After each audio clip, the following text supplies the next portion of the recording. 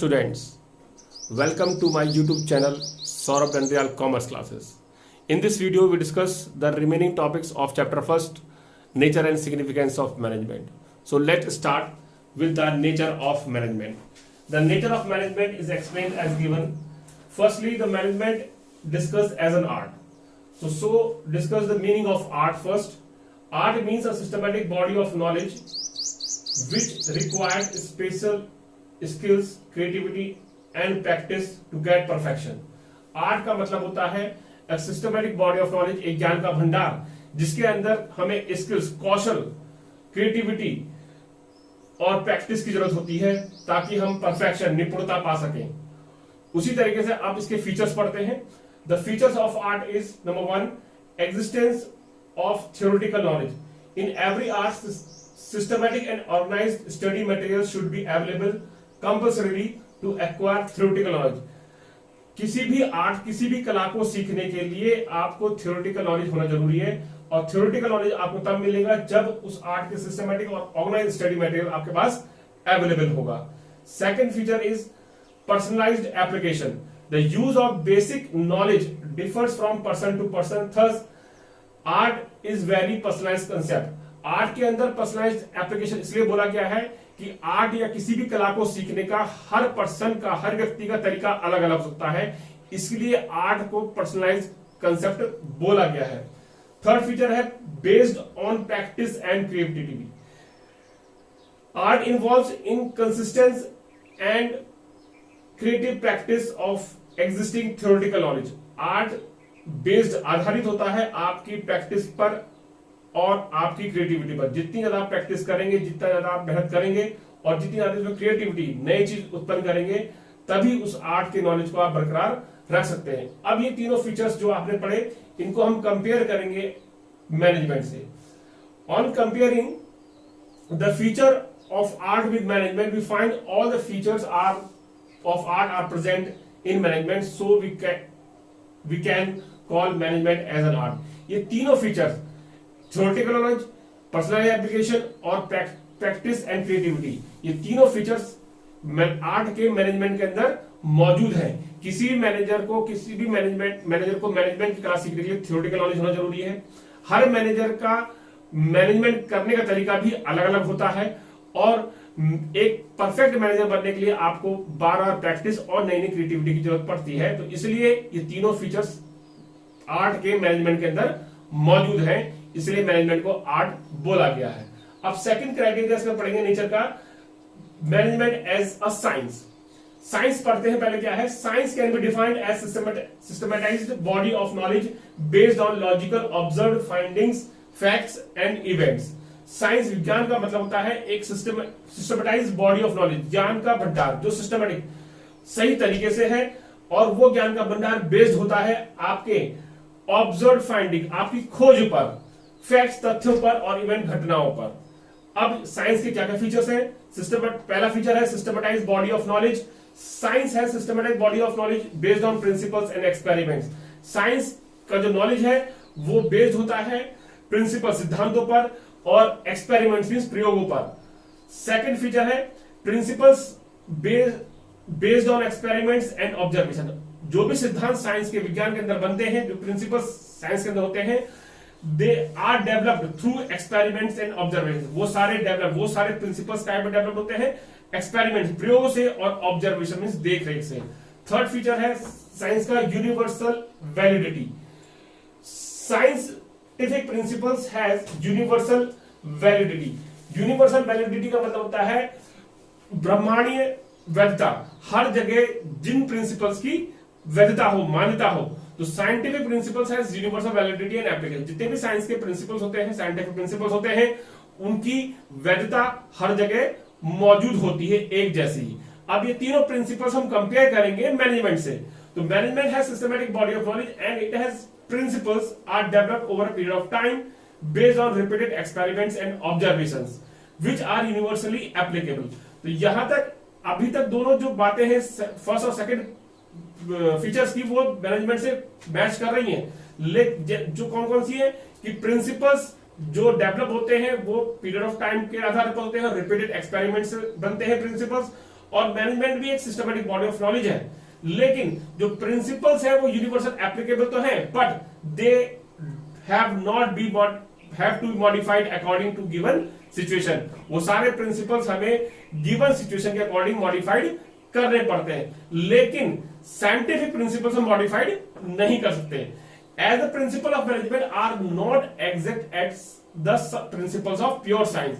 इसलिए जो principles of management है वो प्रिंसिपल्स ऑफ प्योर साइंस की तरह बिल्कुल नहीं है। So it may be called an inexact science. इसको हम इनएग्जैक्ट साइंस कहते हैं, जो सटीक विज्ञान नहीं होता। सटीक विज्ञान का एग्जैक्ट साइंस को कहते हैं सटीक विज्ञान, लेकिन जो इनएग्जैक्ट है वो सटीक नहीं होता। The involvement of human factor in the management के अंदर ह्यूमन फैक्टर का इन्वॉल्वमेंट होने के कारण makes it a social science. इसको हम सोशल साइंस तो बोल सकते हैं, क्योंकि इसके अंदर ह्यूमन फैक्टर की मैनेजर भी एक ह्यूमन है, और वो मैनेजर एम्प्लॉइज से इंटरेक्ट करता है, एम्प्लॉइज को मैनेज करता है, तो वो भी ह्यूमन है, तो वो सोशल साइंस बोला जाता है। लेकिन इन एग्जैक्ट साइंस से बोलते हैं, क्योंकि सारे जो प्रिंसिपल्स हैं वो मॉडिफाइड करने पड़ते हैं, इसलिए। अब थर्ड इसका नेचर पढ़ेंगे, management as profession. Profession means an occupation for which specialised knowledge and training are required and entry is restricted. Profession को हिंदी में कहते हैं पेशा। प्रोफेशन का मतलब होता है ऑक्यूपेशन, कार्य जिसके लिए स्पेशलाइज्ड नॉलेज, आपको विशेष ज्ञान की जरूरत पड़ती है, और ट्रेनिंग माने परीक्षण की जरूरत पड़ती है, और उस प्रोफेशन के अंदर एंट्री क्या होती है, रेस्ट्रिक्टेड मींस बाधित होती है। The main features of profession are, अब प्रोफेशन के फीचर्स क्या होते हैं। पहला फीचर है well defined body of knowledge. All the profession, जितने भी पेशे होते हैं, are based on well defined body of knowledge. वो सारे well defined body of knowledge, ज्ञान के पर आधारित होते हैं। अब प्रोफेशन क्या होते हैं, जैसे डॉक्टर्स, लॉयर्स, ये सारे क्या है, प्रोफेशंस है। तो ये सारे प्रोफेशन बेस्ड होते हैं किस पे, नॉलेज पर। डॉक्टर बनना है तो आपको नॉलेज, मेडिकल नॉलेज होना चाहिए। लॉयर बनना है तो आपको लॉ का नॉलेज होना चाहिए। सेकंड फीचर है आपका restricted entry. The entry in the profession is restricted through examination and through some minimum education qualification.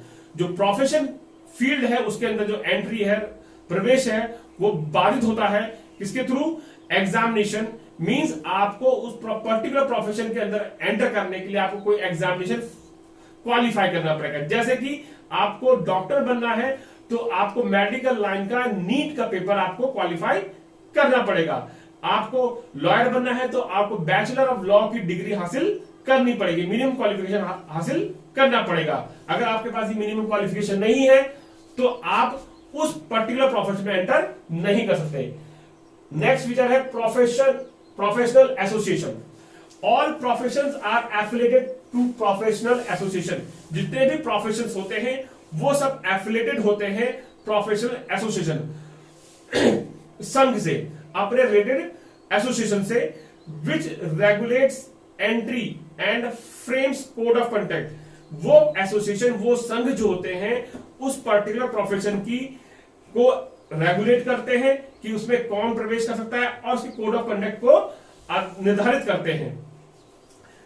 Fourth point है ethical code of conduct. All profession, जितने भी पेशे होते हैं, are bound by code of conduct. वो बाधित होते हैं कोड ऑफ कंडक्ट के थ्रू कि आपको इस कोड ऑफ कंडक्ट, इस रूल्स एंड रेगुलेशन के अंदर चलना है, which guides the behaviour of its member. और वही कोड ऑफ कंडक्ट अपने मेंबर्स का बिहेवियर को भी गाइड करते हैं। नेक्स्ट है service motive. The main aim of profession is to serve its clients. जो मेन मोटिव होता है प्रोफेशन में, वो अपने क्लाइंट को सर्विस प्रोवाइड करना। अब ये सारे फीचर्स हम मैनेजमेंट से कंपेयर करते हैं। Management does not fulfil all the features of profession. Management जो है सारे फीचर्स फुलफिल नहीं कर रहा है। And third, it is not full fledged profession like doctor and lawyer. इसलिए इसको फुल फ्लैश प्रोफेशन नहीं करते। अब कौन सा फीचर इसमें लाइज नहीं कर रहा है, वो फीचर है आपका रेस्ट्रिक्टेड एंट्री वाला, ये सेकंड वन। इस फीचर को अभी तक नहीं माना गया, लेकिन soon as but very soon it will be recognised as full fledged profession. लेकिन जल्दी ही इसे रिकॉग्नाइज कर लिया जाता है, किसलिए फुल फ्लैश प्रोफेशन है, क्योंकि मेनली जो मल्टीनेशनल कंपनीज होती हैं वो मैनेजर्स के लिए एक डिग्री मिनिमम क्वालिफिकेशन रखती है, जिसको हम MBA, master of business administration बोलते हैं। और जिस डिग्री को वो हासिल करके ही उस मल्टीनेशनल कंपनी में मैनेजर बन सकता है, इसलिए इसे फुल फ्लैश प्रोफेशन बोलते हैं। आगे पढ़ते हैं। Next topic is levels of management. इस चैप्टर के अंदर नेक्स्ट टॉपिक है आपका लेवल्स ऑफ मैनेजमेंट। तो मैनेजमेंट के 3 लेवल होते हैं, top, middle and operational level. Level of management means different categories of managers, the lowest to the highest on the basis of their relative responsibilities, authorities and status. Management की different categories, management के different layers जो कि lowest to highest होते हैं on the basis of there responsibilities, जो कि उनकी responsibilities पर डिपेंड करता है, उनकी अथॉरिटीज पर और उनके स्टेटस पर। यहां पर टर्म जो है रेस्पॉन्सिबिलिटी, ये आपको सिंपल मालूम होगा, जिम्मेदारियां।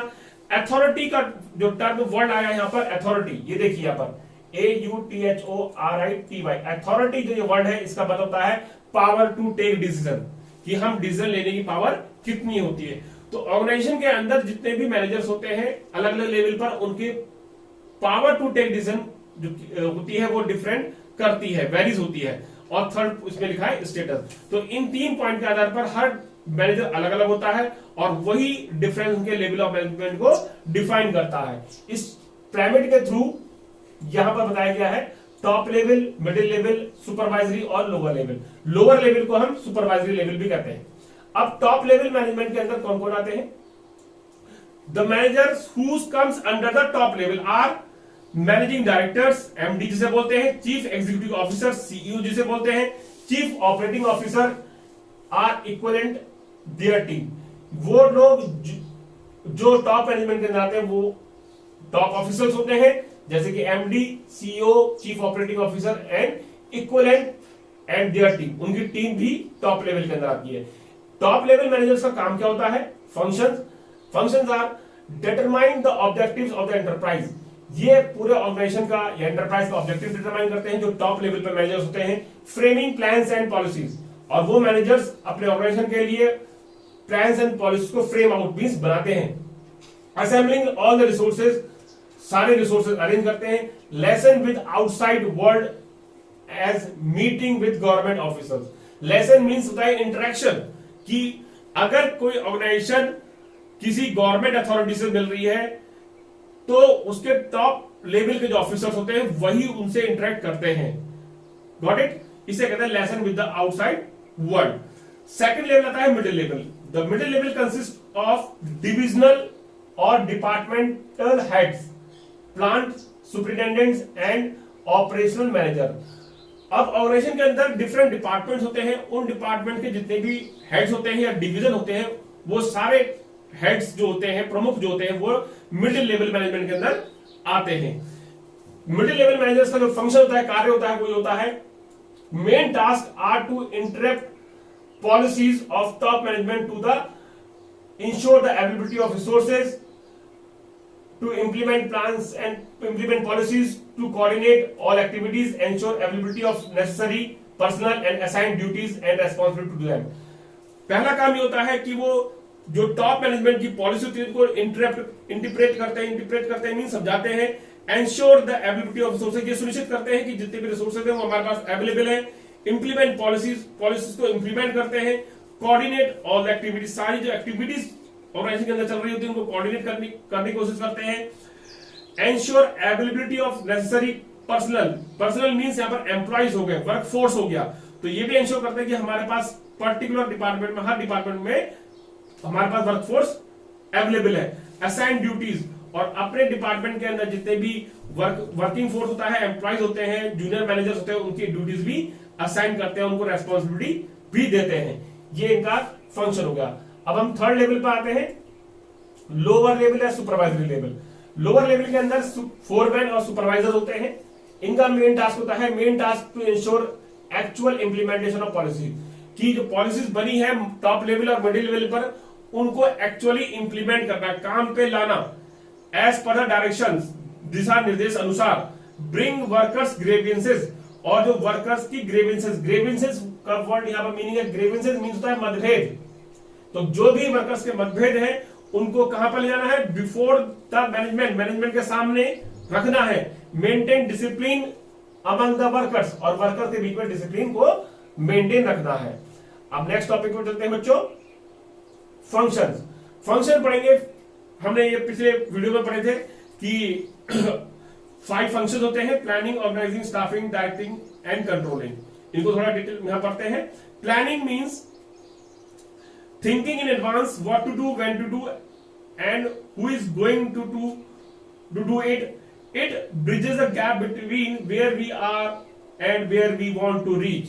प्लानिंग का मतलब होता है कि आप एडवांस में पहले से ही ये सोच लें कि हमें क्या करना है, कब करना है और कौन उस कार्य को करेगा।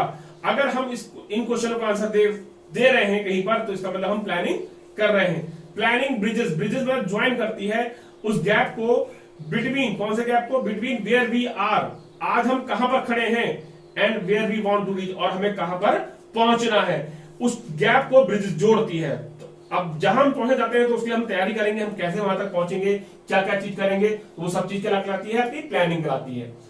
Organising, organisation means deciding the framework of working, how many units and sub units are needed. Organising का मतलब होता है कि हम एक फ्रेमवर्क, एक खांचा तैयार करें कि हमें कितने यूनिट्स और सब यूनिट्स चाहिए, how many post are needed, उस ऑर्गेनाइजेशन के अंदर कितनी पोस्ट, पद होने चाहिए, how to distribute authority and responsibility, और उन पदों को हम कैसे अथॉरिटी और रेस्पॉन्सिबिलिटी डिस्ट्रीब्यूट करेंगे। अथॉरिटी मैंने अभी थोड़ी देर में बताया था आपको। अथॉरिटी का मतलब होता है पावर टू टेक डिसीजन। हर मैनेजर के पास अलग अलग पावर होती है डिसीजन लेने की। थर्ड फंक्शन है staffing. It refers to the recruitment of selection, training, development and appointment of employees. हम अपने ऑर्गेनाइजेशन के अंदर जो एम्प्लॉइज हैं उनका रिक्रूटमेंट कैसे कर रहे हैं, सिलेक्शन कैसे कर रहे हैं, ट्रेनिंग, उन्हें परीक्षण कैसे देते हैं, डेवलपमेंट और उनका अपॉइंटमेंट कैसे किया जाता है, ये सारी चीज आपका ये फंक्शन, सारे कार्य स्टाफिंग के अंदर आते हैं। The fourth function is directing. It refers to guiding and instructing, inspiring, motivating the employ. Whenever the appointment is done of employee, the next function of every manager is to direct the every employee.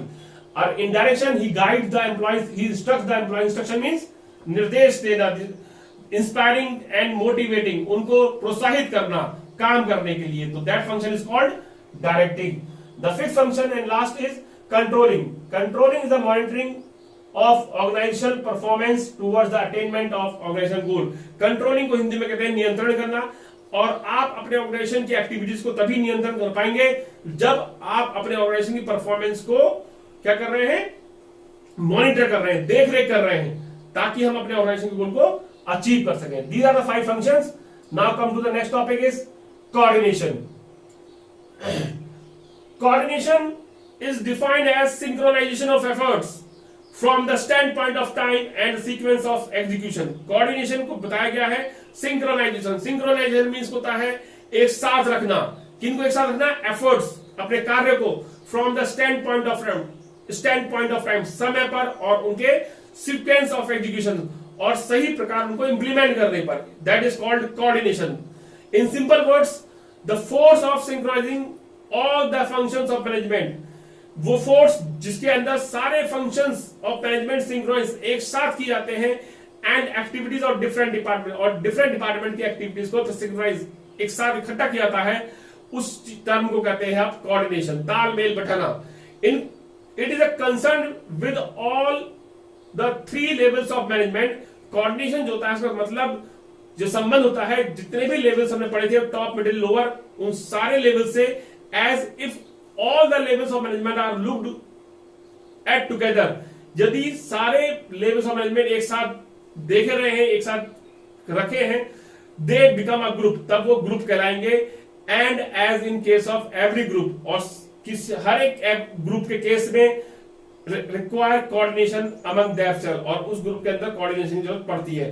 अगर आपके तीनों level of management, top, middle और lower, एक साथ काम कर रहे हैं, तो वो ग्रुप बन जाएगा, और उस ग्रुप के अंदर कोऑर्डिनेशन होना बहुत जरूरी है। So it is not a separate function of management, इसलिए इसे सेपरेट फंक्शन नहीं बोला गया है, rather it is the essence of management. Essence means important part होता है मैनेजमेंट का। Now come to the next topic. So let us understand these are the 5 function which are encircle, जो circle में रखे गए और उनके सेंटर में कोऑर्डिनेशन है। मींस ये 5 फंक्शन तभी प्रॉपर्ली काम कर रहे होंगे जब इनके बीच में कोऑर्डिनेशन, सेंटर में कोऑर्डिनेशन होगा। मींस इन सारे फंक्शन के बीच में कोऑर्डिनेशन प्रॉपर किया जा रहा होगा, तभी सारे फंक्शन आपस में सही से काम करेंगे। प्लानिंग भी सही होगी, ऑर्गेनाइजिंग भी सही होगी, स्टाफिंग भी सही होगा, डायरेक्टिंग भी और कंट्रोलिंग भी आप सही कर पाएंगे अगर आपके इन फंक्शन के बीच में कोऑर्डिनेशन मौजूद है। Now coordination the essence of management. Coordination is needed to perform all the function of management. Coordination इसलिए जरूरी है क्योंकि जितने भी फंक्शन है मैनेजमेंट के उनको करने के लिए कोऑर्डिनेशन की जरूरत पड़ती है। Coordination is required at all the levels. जितने भी लेवल्स ऑफ मैनेजमेंट है सारे लेवल्स पर आपको कोऑर्डिनेशन की जरूरत पड़ेगी। Coordination is the most important function of management. और अगर कोऑर्डिनेशन इसलिए इंपॉर्टेंट है क्योंकि जो आपके 5 फंक्शन है इनके बीच में कोऑर्डिनेशन नहीं होगा तो कोई भी फंक्शन प्रॉपर्ली काम नहीं कर पाएगा। Now come to the next topic, nature and feature of coordination. Coordination integrates group efforts. Coordination का मेन फीचर होता है टू इंटीग्रेट। इंटीग्रेट मींस जोड़ना, जितने भी ग्रुप एफर्ट्स हैं उनको एक साथ इकट्ठा रखे रखना। It integrates diverse business activities into purposeful group activities, ensuring that all people in one direction to achieve organization goal. Coordination की हेल्प से ही जितनी भी बिजनेस एक्टिविटीज होती है उनको हम इकट्ठा कर सकते हैं एक ही दिशा में ताकि हम ऑर्गेनाइजेशन गोल को अचीव कर सकें। Second point is coordination ensure unity of action. Coordination ये सुनिश्चित करता है कि आपके कार्य में यूनिटी मींस एक्शन मींस कार्य में यूनिटी मींस एकता है। It directs the activities of different department and employees towards the achievement of common goal. Coordination के थ्रू ही हम डिफरेंट डिपार्टमेंट को डायरेक्शन देते हैं और उनके एम्प्लॉइज को भी डायरेक्शन देते हैं ताकि वो कॉमन गोल को अचीव कर सके and bring the unity in the individual efforts. और ऐसे करने पर जितने भी इंडिविजुअल्स ऑर्गेनाइजेशन के अंदर काम कर रहे हैं उनके एक्शन पर, उनके काम करने पर यूनिटी दिखाई देगी। Third point is coordination is a continuous process. Coordination continuous process है। It is not a specific activity. ये कोई एक स्पेसिफिक एक्टिविटी काम नहीं है।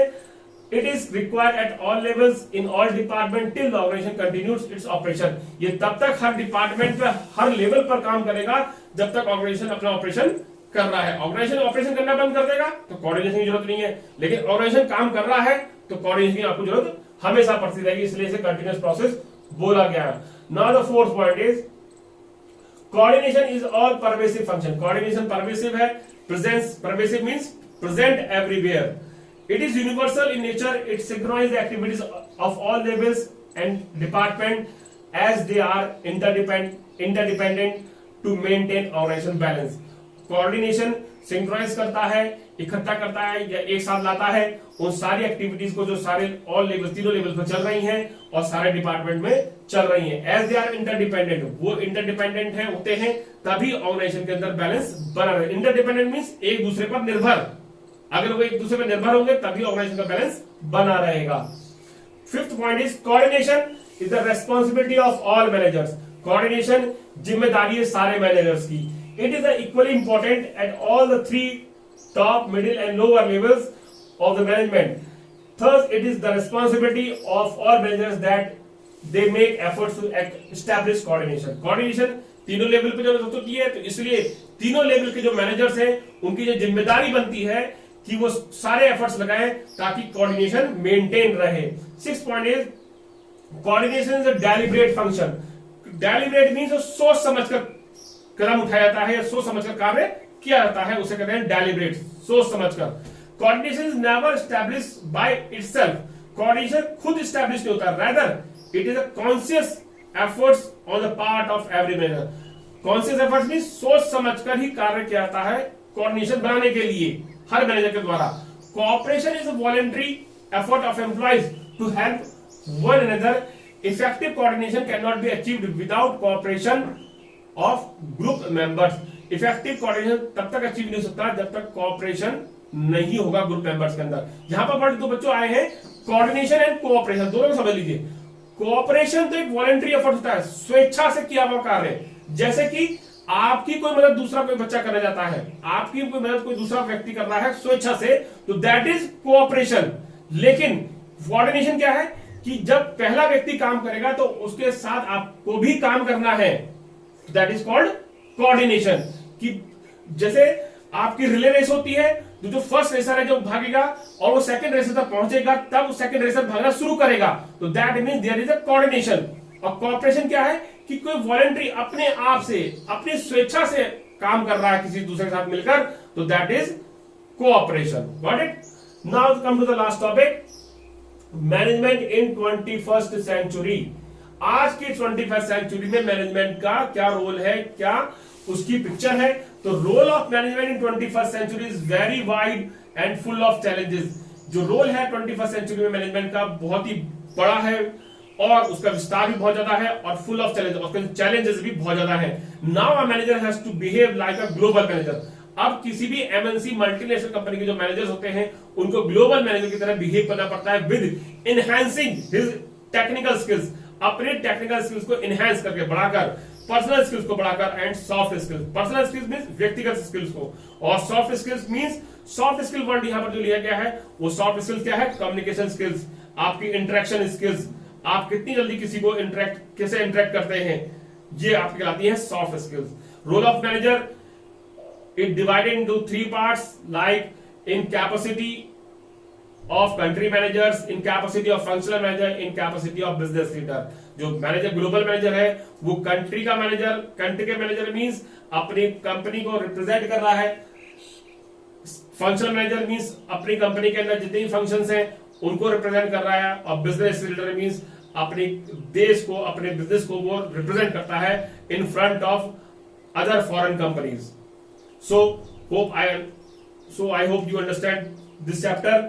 For any queries, text me और description में अपने comments जरूर लिखिएगा। Thank you.